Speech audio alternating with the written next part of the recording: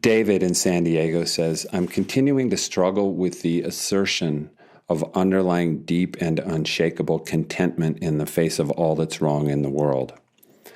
One spiritual teacher I've read stated that given the infinite, timeless, true nature of everything, even if the entire earth were obliterated in some cosmic event, as we know will happen at the latest 5 billion years from now when the sun burns out, that would have no impact on the underlying goodness of reality.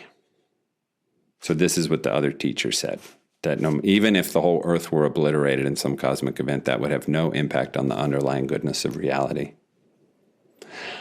Well, and he says, David says, this seems like a sensible extrapolation of what you teach. Do you have any comments? Well, I have to say, David, that when I read what your quote there, I felt like I had to agree. I felt, so I think you're right. I felt, yeah, that's true. There's nothing under the sun that could occur that would change the fundamental goodness of reality, I would say. But here's the thing. Believing that or not believing that as a concept doesn't change our state of awakening.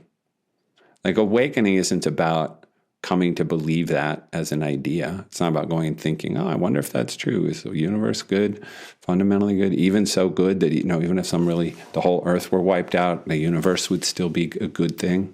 Still, the essence of things is still good. I mean, I'm not saying it's bad to think about. I mean, it is something, it's interesting to reflect on, certainly. It's valuable to reflect on these things because you might come to some radical insight through reflection, contemplation, go, wow, well, I guess I would have to say, I would still feel like existence was a net positive thing, even if Earth was gone. But coming to that new belief system about the inherent goodness of the universe, regardless of what happens to planet Earth,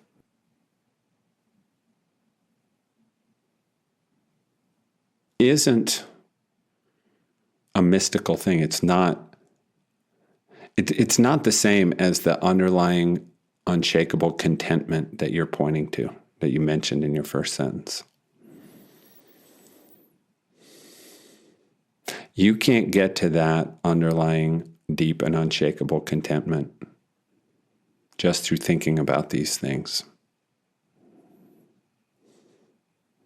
That's something that you either discover through spiritual awakening, you discover a dimension of reality that is content, that is whole, that is lacking nothing, and is unperturbed by no matter what happens in creation in this world. You discover this depth that is untouched by the ups and downs of life, and you become rooted in that through discovering it.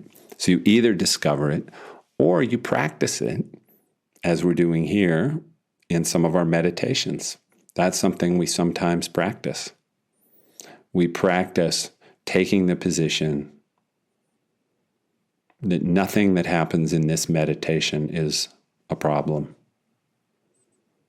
That nothing that's happening in this moment is a problem.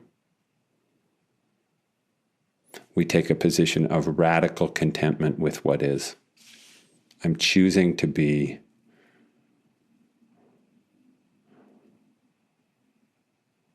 with what is as it is, without any belief or judgment that it should be other than what it is. So I'm letting it be as it is, without any conviction that it should be otherwise.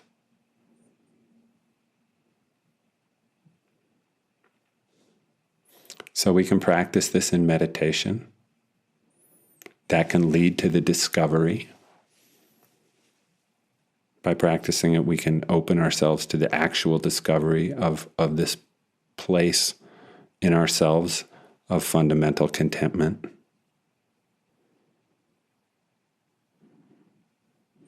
But again, that doesn't mean, you see, it doesn't mean that, because see, I think why people struggle with this philosophically, and this may be what's going on for you, David, is we feel, therefore, that it's a nihilistic relationship to the world.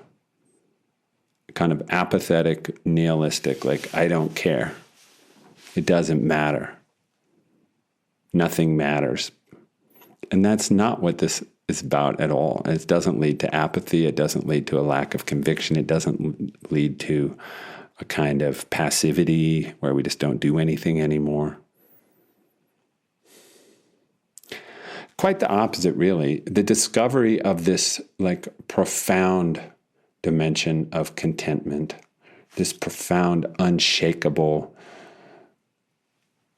rootedness in the goodness, in the inherent goodness of the life itself, of existence itself, of the cosmos itself, just the inherent yes that this event of existence is. Being rooted in that, it gives us a kind of strength and a kind of passionate conviction to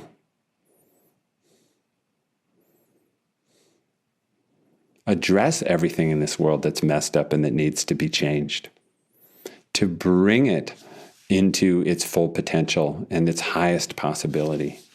It's like it's more like you discover the perfection of the essence of the universe, and that makes you want to bring that perfection into manifestation. It makes you want to perfect this messed up world, and you, because you now see its potential to be an ever more beautiful expression of that essential goodness. And so you want to bring it out. You want to express it in your own life. You want to help other people step into it. You want to organize the world and society and everything into an ever more perfect, beautiful expression of that essential goodness and even perfection at the heart of things. So, yeah. But again, all of these things have to be discovered for real in our own practice, in our own awakening. They're not things we can just believe and impose. So, but in my experience, that's how it works, what I just shared. Thank you.